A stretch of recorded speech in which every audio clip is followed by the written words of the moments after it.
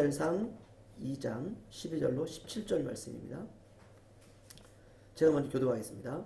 엘리의 아들들은 행실이 나빠 여호와를 알지 못하더라. 그 제사장들이 세상에 행한 가시된 이러하니 곧 어떤 사람이 제사를 드리고 그 고기를 삶을 때 제사장이 사원이 손에 살 갈고리를 가지고 와서 그것으로 냄비에나 솥에나 큰 솥에나 가마에 찔러 넣어 갈고리에 걸려 나오는 것은 제사장이 자기 것으로 가지되 실로에서 그곳에 온 모든 이스라엘 사람에게 이같이 할 뿐 아니라 기름을 태우기 전에도 제사장의 사원이 와서 제사 드린 사람에게 이르기를 제사장이 구워드릴 고기를 내라. 그가 내게 삶은 고기를 원하지 아니하고 나의 것을 원하신다 하다가 그 사람이 이르기를 반드시 먼저 기름을 태운 후에 내 마음에 원하는 대로 가지라 하면 그가 말하기를 아니라 지금 내게 내라. 그렇지 아니하면 내가 억지로 빼앗으리라 하였으니 이 소년들의 죄가 여호와 앞에 심히 크면 그들이 여호와의 제사를 멸시함이었더라. 네, 아멘. 네, 오늘 제목은 세월 가면 변하는 것 인생 조심하라. 다 보시고 체크 하시는 하나님이 계신다 라는 제목입니다. 오늘 설교는 정말 할 말도 많습니다. 그런데 굉장히 불편한 설교예요. 하나님이 이스라엘 백성도 보고 계시고요. 하나님이 지도자들도 보고 계시고요. 하나님이 선지자도 보고 계시고요. 하나님이 제사장도 보고 계시고 하나님이 대제사장도 다 지켜보시고 이스라엘 백성들에게 말씀하시고 지도자에게도 말씀하시고 선지자에게도 말씀하시고 제사장에게도 말씀하시고 대제사장에게도 하나님이 다 말씀하십니다. 면제되는 사람은 한 사람도 없어요. 그래서 두렵습니다. 사실은 말씀을 내가 원하는 것만 골라서 들을 수는 없죠. 이건 병든 사람이에요. 내가 좋아하는 말씀만 골라서 듣는 것은 이미 말씀에서 벗어났다고 생각하시면 돼요. 오늘날 어떻습니까? 불편한 말씀은 싫어합니다. 듣기 싫은 말씀은 다 건너뛰어요. 여러분 건너뛰는 게 습관이 되면 신앙은 중병에 든 겁니다. 말씀을 듣고 오늘은 너무 은혜가 된다. 오늘은 말씀이 무겁다. 그런 거 없습니다. 하나님 말씀은 그냥 아멘 하시면 돼요. 기쁘시게 들으시면 돼요. 생명으로 아멘. 예수 안에서는 예만 있다 그랬잖아요. 예스맨이 되면 돼요. 그런데 성도들이 싫어하니까 성도들의 비위를 맞추기 위해서 늘 성도들의 비위에 맞추려고 설교를 하면 다 죽어요. 사역자도 죽고 성도도 죽고 교회도 죽습니다. 그렇다고 설교를 정죄하는 설교만 해도 안 돼요. 그것도 좋은 설교가 아닙니다. 말씀이 설교하도록 하면 되는 거예요. 오늘 설교가 일단은 어려운 이유는 세 가지가 있습니다. 첫 번째는 먼저는 목사인 제 자신을 올려놔야 되고요. 두 번째는 타협을 한다고 하는 사람들을 올려놔야 되고요. 세 번째는 여러분 자신을 올려놔야 됩니다. 따라서 이 말씀은 목회자, 사역자, 성도들에게 해당되는 삼중적인 말씀입니다. 그래서 우리는 사실 불편하지만 다른 한편으로는 시원한 말씀이 될 수 있어요. 왜냐하면 내가 어떻게 살아가야 되는지 방향을 잡을 수 있기 때문에 그렇습니다. 하나님이 이들의 이름을 딱 한 번만 언급했습니다. 사무엘상 1장 3절 가시면요. 우리 한 목소리로 읽죠. 시작. 이 사람이 매년 자기 성읍에서 나와서 실로에 올라가서 만군의 여호와께 예배하며 제사를 드렸는데 엘리의 두 아들 홈니와 비느하스가 여호와의 제사장으로 거기에 있었더라. 아멘. 엘리의 두 아들 홈니와 비느하스가 여호와의 제사장으로 거기에 있었더라. 그리고 이 두 사람의 이름은 나오지 않다가 벼랑간 2장 12절부터 한나의 기도가 끝나고 난 다음부터 딱 등장합니다. 이상하게 불안해요. 그저 존재감이 없는 사람들이라면 그들이 있었다라고 하고 그냥 성경 속에서 사라져야 되는데 다시 등장했죠. 그리고 조금 가다 하면 또 등장합니다. 조금 가다 하면 또 등장해요. 마치 어두운 데서 일 저지르고 있는 아이들 같아요. 사무엘상 2장 12절 시작. 엘리의 아들들은 행실이 나빠 여호와를 알지 못하더라. 아멘. 그러니까 홈리와 비느하스의 아버지는 엘리라고 하는 걸 알 수 있어요. 이 아버지는 대제사장입니다. 제사장이 될 수 있는 건 레위 가문밖에는 될 수 없어요. 그러니까 이들은 처음부터 자신들은 구별된 하나님의 사람들이었음을 알고 있었습니다. 자신들도 알고 있었어요. 홈리와 비느하스는 그냥 제사장이 된 것이 아니라 의식을 치러야 됩니다. 특별히 이것을 우리가 제사장 위임식이라고 하는데 이건 레위기 8장에 아주 자세히 언급되어 있습니다. 8장과 9장에. 제사장 위임식은 일주일 동안 거행됩니다. 철저하게 정결 예식도 치르고요. 과정이 굉장히 복잡합니다.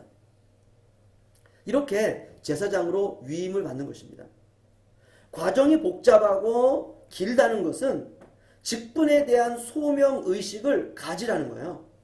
백성들과 하나님 사이에 중간 역할을 하는 사람들이거든요. 절차와 제사와 의식을 거쳐야 됩니다. 우리 레위기 우리 두 권만 보겠습니다. 레위기 8장 33절에서 36절.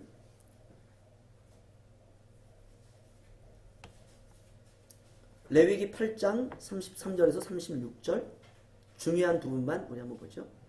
저 한절씩 교독하겠습니다. 위임식은 이래 동안 행하나니 위임식이 끝나는 날까지 이래 동안은 회막문에 나가지 말라. 오늘 행한 것은 여호와께서 너희를 위하여 속죄하게 하시려고 명령하신 것이니 너희는 7주야를 회막문에 머물면서 여호와께서 지키라고 하신 것을 지키라. 그리하면 사망을 면하리라. 내가 이같이 명령을 받았느니라. 아론과 그의 아들들이 여호와께서 모세를 통하여 명령하신 모든 일을 준행하니라. 아멘. 그리고 이제 이 위임식이 이제 이렇게 진행이 계속 되는 것이에요. 그러다가 위임식이 거의 다 끝날 때 엄청난 일이 벌어집니다. 레위기 9장 22절에서 24절. 저 한 절씩 교독하죠. 아론이 백성들을 향하여 손을 들어 축복함으로 속죄제와 번제와 화목제를 마치고 내려오니라. 모세 아론이 회막에 들어갔다가 나와서 백성의 축복하며 여호와의 영광이 온 백성에 나타나. 다 함께요. 불이 여호와 앞에서 나와 제단 위에 번제물과 기름을 사른지라. 온 백성이 이를 보고 소리를 지르며 엎드렸더라. 아멘.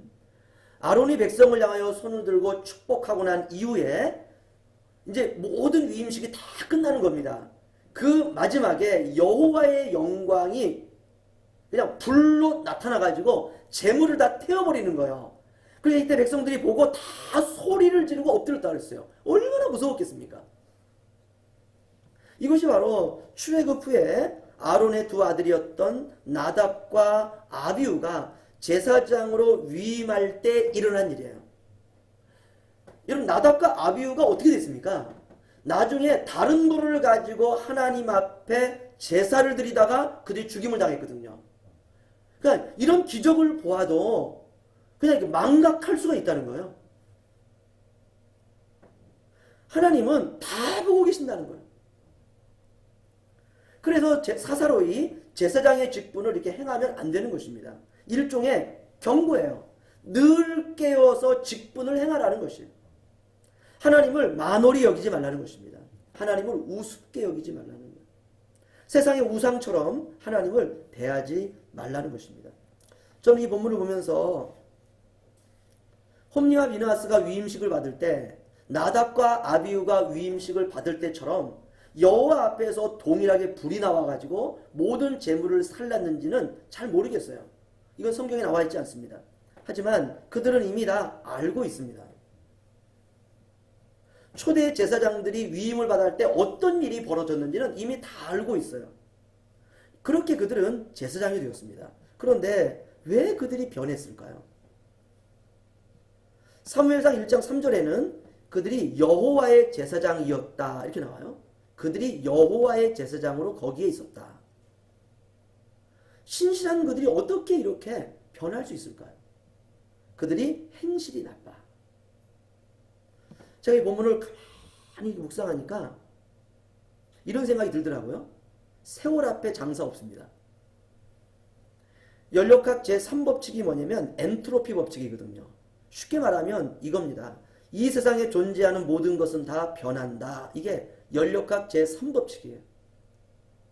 쇠파이프가 공장에서 나올 때는 새 거로 나옵니다. 반짝반짝해요. 그런데 이것이 한 달, 두 달, 1년 되면 어떻게 됩니까? 거기에 녹이 쫙 끼잖아요? 이게 엔트로피 법칙이에요. 세월이 가면 부서집니다. 변한다는 것이에요. 사람도 마찬가지입니다. 처음에는 설레이기도 해요. 처음에는 기쁘기도 해요. 처음에는 놀랍기도 합니다. 처음에는 흥분이 돼요.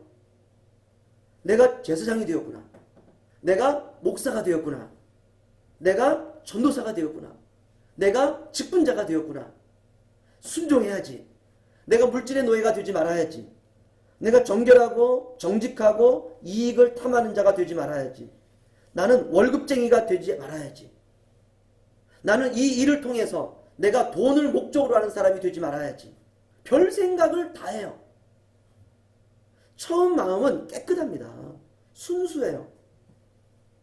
정말 하나님의 마음에 합한 사람 같아요. 겸손해야지. 낮아져야지. 잘 섬겨야지. 그런데 여러분 세월 가면 어떻습니까? 세월 가면 변해요. 그것이 사무엘상 2장 12절입니다. 엘리의 아들들은 행실이 나빠 여호와를 알지 못하더라. 행실이 나빠. 사람이 그렇더라고요. 행실이 나빠지기 시작하면 생각이 삐뚤어집니다. 행실이 순종적이지 않으면 생각이 교만해져요. 행실이 부정적이면 생각이 비판적이 돼요. 행실이 율법적이면 자기가 최고가 됩니다. 행실이 가면을 쓰기 시작하면 속은 망가지기 시작해요. 행실이 인색하면 결국 자기밖에 모르는 사람으로 전락합니다. 사람이 그렇더라니까요. 그래서 최상이 타락하면 차선이 되는 게 아니라 최악이 됩니다. 이게 신앙이에요. 추해져요. 아무리 꾸며도 아름답지가 않아요. 제가 최근에 읽은 톨스토이의 첫 번째 작품이 어린 날의 초상이라는 책인데요. 어떻게 그런 표현을 썼는지. 첫 번째 작품이니까 톨스토이가 이제 무르익기 전에 쓴 처녀작이거든요. 그런데 거기에 기가 막힌 표현이 하나 나옵니다. 제가 좀 쉽게 이거를 좀 이렇게 의역을 했어요. 그 책 18페이지에 나오는 글인데요. 얼굴이 아름답다는 것은 그 얼굴에 피어나는 미소가 아름답다는 것입니다. 미소는 웃는 얼굴에 피어나는 꽃입니다. 아름다운 얼굴은 다른 것이 아니라 얼굴에 담겨있는 미소 때문일 것입니다. 그런데 만약 얼굴에서 피어나고 있는 미소가 아무런 변화도 일어나게 할 수 없는 미소라면 그 얼굴은 순수함을 잃은 얼굴일 것입니다. 아니 오히려 그 미소가 얼굴의 아름다움을 감해버리는 미소라면 그것은 추악한 얼굴을 만들 뿐입니다. 와, 이 천재예요. 그래서 저는 문학을 좋아합니다. 책 읽는 거. 그 속에 삶에 간접적인 열매가 있어요. 여러분 많이 웃으세요. 살포시 배싯이 피어나는 미소 많이 지으세요. 미소가 아름다운 얼굴 꼭 간직해야 됩니다. 인생의 열매예요. 그런데 그 미소가 아름다우려면 진심이어야 돼요. 여러분 진심 어린 미소는요 다 압니다. 특별히 저 같은 사역자는 가식적인 미소를 간직하기가 너무 쉬워요. 그래서 위험해요.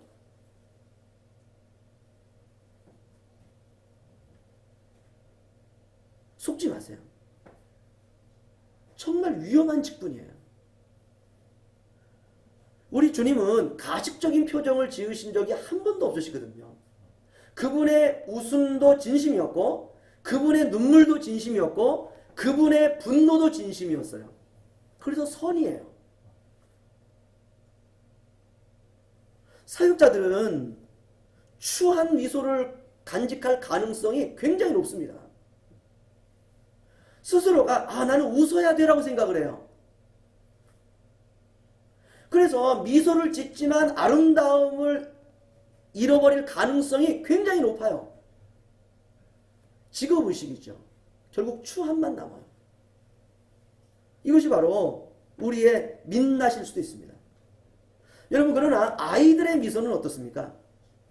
청소년들의 미소, 청년들의 미소, 물론 조금씩 달라요. 굉장히 다릅니다. 그런데 만약 세상의 때가 묻지 않는 진심에서 우러나오는 미소를 간직했다면 저는 그 미소를 사고 싶어요. 아이들의 미소는 아름답습니다. 아이들의 미소는 순수해요. 아이들의 웃음은요, 우리의 마음에 기쁨을 줘요. 아이들과 함께 놀면서 웃을 때 저는 정말 행복해요. 왜냐하면 그 아이의 웃음과 미소, 아이는 웃음과 미소를 저에게 선물해 주는 거거든요. 어른들은 어떻습니까? 어른들은 자신에게 유익이 될 때만 미소를 지어요. 대부분은 인상 쓰고 살아요. 하지만 가끔 어른들에게도 순수하게 묻어나오는 미소는 너무 아름답습니다. 홈리와 비느하스도 순수했을 때가 있었어요. 엄마로부터 이 세상에 처음 나왔을 때 홈리와 비느하스의 모습은 순수했습니다. 대제사장의 아들로 어린 시절을 자라나고 있을 때 어땠을까요? 그때도 순수하지 않았을까요? 이마에 땀을 흘리면서 엄마의 젖을 빨아먹고 있을 때 아이들의 눈망울, 미소는 정말 아름답습니다. 일반적으로 제사장으로 선택될 나이는 25살이라고 해요. 그리고 5년 동안 훈련을 받습니다. 그리고 30세가 되던 해에 제사장 위임식을 갖는 거예요. 이 훈련 마쳐야 제사장으로 임직이 될 수 있습니다. 그런데 홈리와 비느하스는 이 과정 마쳤다는 거거든요. 성실하게 임했다는 거거든요. 아마 시험도 봤을 수도 있습니다. 테스트와 제사장으로서의 성품과 인품, 이 모든 일들을 다 통과했겠죠. 아마 그랬을 겁니다. 어쩌면 그것이 사무엘상 1장 3절일 수도 있습니다. 엘리의 두 아들 홈리와 비느하스가 여호와의 제사장으로 거기에 있었더라. 거기가 어디죠? 하나님의 장막이 있는 실로입니다. 거룩한 곳. 제사와 기도와 형식과 내용이 있는 곳. 우리가 내용을 붙드는 걸 신앙이라고 해요. 내용을 버리고 형식을 붙드는 걸 종교라고 해요. 실로는 제사와 기도와 형식과 내용이 다 있었던 곳이에요. 하나님의 임재가 있는 곳. 거기에 여호와의 제사장으로 있었다. 이렇게 말합니다. 저는 이걸 읽으면서 이렇게 한번 바꿔봤어요. 정말 여호와의 제사장으로 있었을까? 아니면 있었을 뿐이었을까? 그는 정말 목사였을까? 아니면 목사였을 뿐이었을까? 이 얘기죠. 그는 진짜 여호와의 제사장으로 있었을까? 아니면 이름뿐이었을까? 사명으로 있었을까? 아니면 월급쟁이로 있었을 뿐이었을까? 이건 하나님밖에 몰라요. 그래서 하나님이 그들을 직접 평가하시는 것입니다. 그런데 그럴 때가 우리에게도 있어요. 그날은 끝나는 날이에요. 엘리 제사장 당시 시대를 우리가 사사시대의 끝자락이라고 하는데 이때를 우리가 다크에이지, 암흑시대라고 합니다. 백성들은 타락하고 지도자는 눈이 감기고 사람들은 자기의 소견에 옳은 대로 행하던 시대. 오늘날은 어떻습니까? 사역은 직업이 되었어요. 월급 받는 일. 월급 받지 않으면 생활을 못하잖아요. 여러분, 생활을 못하면 어떻게 해야 됩니까? 딱 하나요. 벌어야 돼요. 벌면서 목회해도 괜찮습니다. 이건 죄가 아니에요. 상황이 그런 걸 어떻게 해요? 주님이 주신 사명이 중요하기 때문에 이 사명을 위해서 일을 하는 거예요. 택시 운전을 할 수도 있고 그야말로 일용직 노동자가 될 수도 있고, 하나님이 내게 그 사역을 넉넉히 감당할 수 있는 환경을 주실 때까지 일할 수 있습니다. 그건 죄가 아닙니다. 사도 바울도 텐트 메이커로 일을 했어요. 텐트 장막을 만들면서 자신의 사역을 유지했습니다. 그러니까 이 직업이라고 하는 것은 사역을 감당하기 위해서 하는 일들이죠. 어쩔 수 없습니다. 그러나 직업꾼이 되면 곤란해요. 목회는 돈 버는 일이 아니잖아요. 사역은 돈 버는 일이 아니잖아요. 목회는 양무리를 치는 일이거든요. 사역은 양무리를 치는 일입니다. 그들 한 사람 한 사람을 주님 안에서 완전한 자로 세우는 일이에요. 그 한 가지 목적이어야 돼요. 오직 그 한 가지. 그 일에 자신을 희생하는 겁니다. 그게 사무엘상 2장 12절입니다. 엘리의 아들들은 행실이 나빠 여호와를 알지 못하더라. 사람은 행실을 말씀의 기준대로 살아내는 행실이어야 돼요. 우리 신앙인의 가장 중요한 기준은 하나님의 말씀입니다. 자신의 경험이 되어서도 안 돼요. 자신의 생각이 되어서도 안 돼요. 우리가 주님을 섬기려고 하다 보면 내 생각이 하나님의 생각을 앞지를 때가 있어요. 왜 그렇습니까? 신앙생활의 경험 때문에 그래요. 신앙생활의 경험 안에는 좋은 경험들이 있습니다. 그래서 이 경험이 말씀을 앞지르는 거예요. 왜냐? 과거에는 맞았거든요. 그런데 지금도 맞다고 생각하는 거예요. 아닙니다. 그때 맞았다고 지금 맞는 게 아니에요. 인간의 경험은 좋을 수도 있지만 치명적일 수도 있습니다. 행실에 의존하면 하나님도 그 행실에 끼워 맞추게 돼요. 하나님은 인간에게 끼워 맞춰야 되는 분이 아니거든요. 그리스도인의 기준은 하나님의 말씀입니다. 그런데 홈리와 비느하스는 행실이 나빠 여호와를 알지 못했다 이렇게 말해요. 도대체 그들의 행실에 뭐가 문제가 있을까요? 먼저 여호와를 알지 못했다라고 하는 이 말이 영어 성경에 이렇게 번역을 했는데 제 마음에 듭니다. No regard for the Lord 이렇게 했어요. 여호와를 no regard 존경할 마음이 없었다는 거예요. 도대체 이 제사장들은 뭐 했다는 겁니까?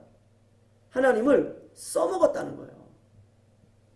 하나님을 써먹었더니 돈이 되는 거예요.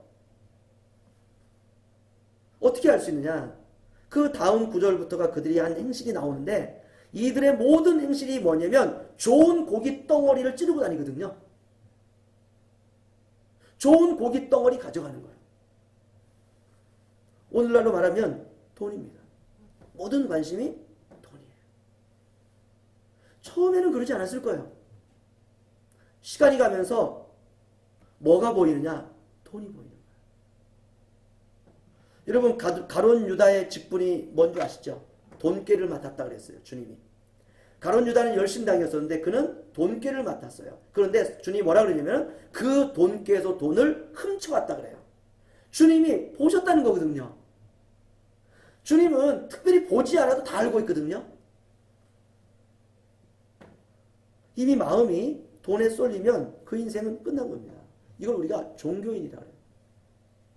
저와 여러분은 주님을 믿습니다. 신앙인이라 그래요. 그런데 꼭 종교인처럼 행동하는 사람이 있어요. 그러면 미소는 아름답지 않습니다. 종교에 내성이 생기면 믿음을 종교로 포장해요. 하나님을 경외하고 존경하고 바라보고 의지하고 믿는 마음은 없어요. 그런데 모두 써먹기 위한 수단으로 전락하는 거예요. 그래서 저는 이 말씀을 읽으면서 오늘 이렇게 설교를 하면서 혹시 그 홈리와 비느하스가 내 안에는 없는지 살피게 됩니다. 그러면 이제 우리에게 주는 말씀은 뭐냐? 저는 이렇게 생각합니다. 모든 직업은 성직입니다. 목사나 공장에 가서 일하는 사람이나 사업하는 사람이나 가정주부나 다 성직이에요. 거룩한 곳이에요. 하나님이 주신 직업은 모두가 다 거룩합니다. 그런데 우리는 직업은 돈벌이 수단이라고 생각해요. 그렇지 않습니다. 이걸 종교인이라고 해요. 우리의 직업은 우리의 거룩함을 빚어내시려고 하시는 하나님의 마음이에요. 우리가 이 마음으로 직장생활, 사업, 공부, 군복무를 해야 됩니다. 하나님이 나를 하나님의 형상으로 빚으시기 위해서 하나님이 나를 그곳에 보내신 것이에요. 그곳에 주님이 나를 필요해서 그곳에 부르신 것입니다. 그런데 홈리와 비느하스는 지금 여기저기 돈이 되는 곳을 찔러보는 거예요. 여기가 돈이 될까? 저기가 돈이 될까? 이쪽이 돈이 될까? 아마 이들은 얼굴에 미소를 지었을 겁니다. 그렇죠? 찔러서 나오는데 이건 엄청난 고기인 거예요. 그러면 홈리와 비느하스와 그 사화는 어떻게 했습니까? 미소가 있었겠죠. 그들은 아마 웃고 있었을 것이에요. 그들의 얼굴에는 한밭꽃이 피어 있을 것입니다. 그런데 그건 주님의 얼굴이 아니었어요. 돈을 위해 사는 사람은요, 그 얼굴에 항상 불안이 있어요. 항상 불안해요. 항상 염려가 있고, 항상 걱정이 있고, 항상 근심이 차 있어요. 그런데 사명으로 충만한 사람은 돈이 없어도 기쁨이 가득해요. 초막이나 궁궐이나 내주 예수 모신 그곳 그 어디나 하늘나라.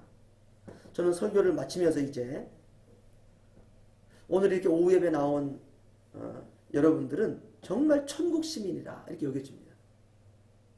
왜냐하면 이렇게 작은 교회, 누가 알아주지도 않는 교회, 브랜드도 없는 교회, 늘 활기차기보다는 그저 묵묵히 주님을 향해서 늘 동일한 모습으로 예배를 드리고 있는 그런 여러분의 모습. 그럼에도 불구하고 환경은 열악하지만 그 마음 변치 않고 늘 오셔서 늘 앉던 자리에서 누가 보든 보지 않든 어떤 말씀이 주어지든 기쁨으로 환하게 그 말씀을 받는 여러분의 모습을 보면서 제가 딱 한 가지 알 수 있을 것 같아요. 다른 건 몰라도 딱 한 가지. 아무나 할 수 있는 건 아닙니다. 이거 한 가지는 알 수 있을 것 같아요. 여러분 사명으로 끝까지 정말 주님만을 구하면서 걸어가시기를 주의 이름으로 축원합니다. 기도하겠습니다.